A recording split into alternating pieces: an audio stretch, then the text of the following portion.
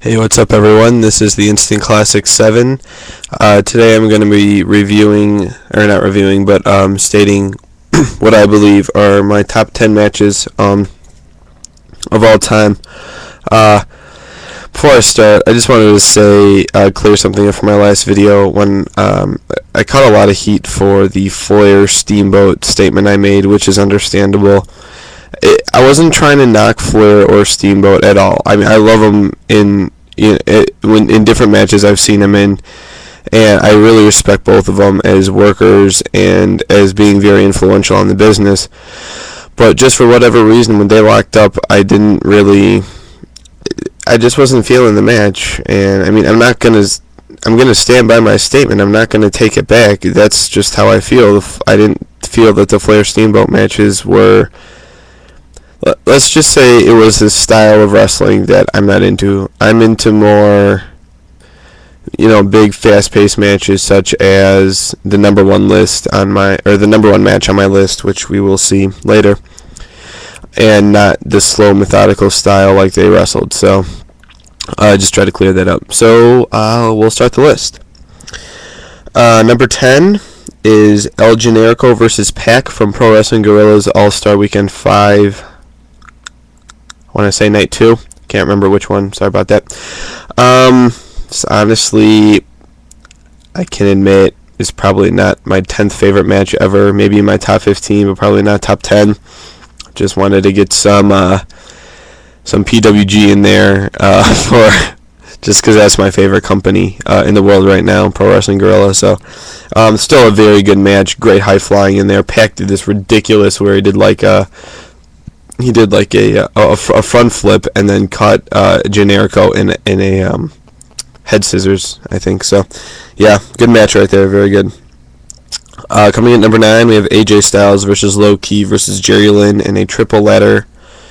What do they call that thing? A triple ladder match, I guess. From one of the TNA weekly pay-per-views. Very good match right here. Some really great spots with the ladders. It's kind of.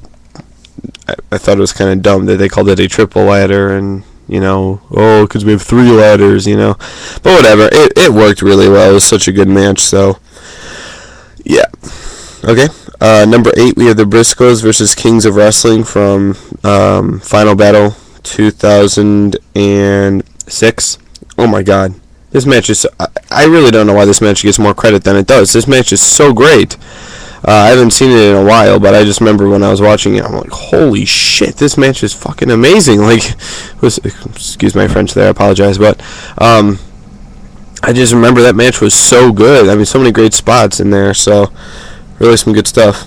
The next match, when I was writing this down, I completely forgot about this match. This really probably would be like my number 5 match, but what are you going to do? Number 7, I have Kenta versus Bryan Danielson. Oh my God, what a great match here. 5 stars easy from me. Such a good match. Really, I'll never forget this spot. I was thinking in my head, dude, wouldn't it be awesome if Kenta came off the... No, I'm sorry. Wouldn't it be awesome if Bryan Danielson came off the ropes and Kenta caught him in to go to sleep? Later in the match, it actually happened. I was like, holy... I just marked out so much for that spot. Awesome match. If you haven't seen it, go out, watch it right now. It's so good. Really good match right there. Number 6, I have Bret Hart versus the British Bulldog from... I believe it was the one SummerSlam that they were in London. Wow, really great stuff right here.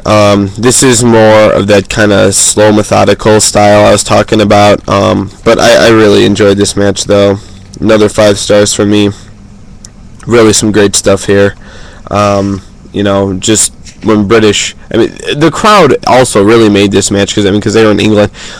So hot for British Bulldog. Like, my God, I have never seen... Like, I hear that, when WWE goes to England, that the crowds are usually pretty good, but my God, this crowd was so good. It was unreal. So, there's that.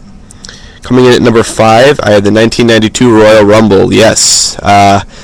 Flair won it and went the entire 60-some-odd minutes. He was in there. really a great match. It was good to see Flair go the entire length. It was a really cool moment for me, as I'm a huge Flair fan. Really just a star-studded Rumble. I mean, even from some of the lesser-known guys at the time, such as the Texas Tornado, who actually was Kerry Von Erich. So, really great match here. Rumble was absolutely awesome. All right, number 4, I have Kurt Angle versus Shawn Michaels from WrestleMania 21. Awesome match. And this is another match I haven't seen in a while, but I just remember when I first watched it, I was just blown away.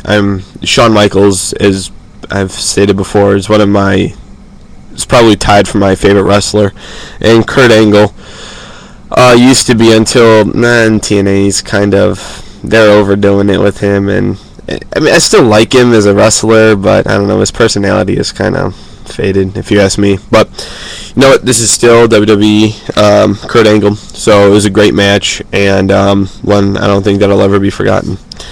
So next match I have is War Games. I brought this up a couple videos ago, I believe. It's Brian Pillman, Sting, and the Steiners versus the Four Horsemen. Whoa, oh my god, what a great match right here. This is actually one of the only Sting matches I have on DVD from when prior to TNA, I should say. But yeah, wow, such a great match here. I remember there was one spot where there's the middle between the two rings, Sting I forgot how it went, but I think Sting jumped over both the ring ropes and cross-bodied someone or something like that. It was an absolutely sick match. War Games, awesome. War Games is absolutely great. So number 2, we have Ladder War, Briscoes versus Kevin Steen and El Generico. Decided to watch this match again the other day. Gets better every time. I mean, as you can probably have better comments on this match in my Ring of Honor Man Up DVD. I mean, nothing I can say about it can do it justice. You'll just have to go out and watch it for yourself. And seeing this live was absolutely phenomenal. It's the only ROH show I've been to live, but I'm glad it was, and if it's the only one I ever make it to, I'm glad it was this one. So I do plan to go to the one on the 18th where the Guns will be returning, but that's for another time. And my number 1 match is the TNA 3-Way with Samoa Joe, Christopher Daniels, and AJ Styles. Like I said before, I am a huge fan, and while this was not a spot fest per se, it had some qualities of a spot fest. It was basically a spot fest with, it actually flowed well and stuff. It's such a great match, so many great spots here. With AJ doing, while Joe had Daniels in the Coquina Clutch, AJ does a freaking spinal tap on him. Oh my god, yeah, that was so sweet. So yeah, just really fun match here, so good. One of my favorites, AJ got the win, so I was really happy about that. But yeah, really just a phenomenal match. This is one of the matches, if I had to watch one for the rest of, if I could only watch one match from now on, it would definitely be this match, hands down, bar none. So, those are my top 10 matches, and I have a lot of lists. I have this here book. Sorry if you can see it. I used to, in school and study hall, I used to be really bored. Oftentimes, I'd write a lot of lists of some, my favorites about wrestling. My favorite wrestlers, who I think are the best wrestlers. So hopefully I hope to come back pretty soon with a video of my favorite matches of all time. This is what I thought were the best wrestling matches of all time, but I'll come back with what are some of my sentimental favorite matches of all time. So thanks all for watching, and I'll see you later.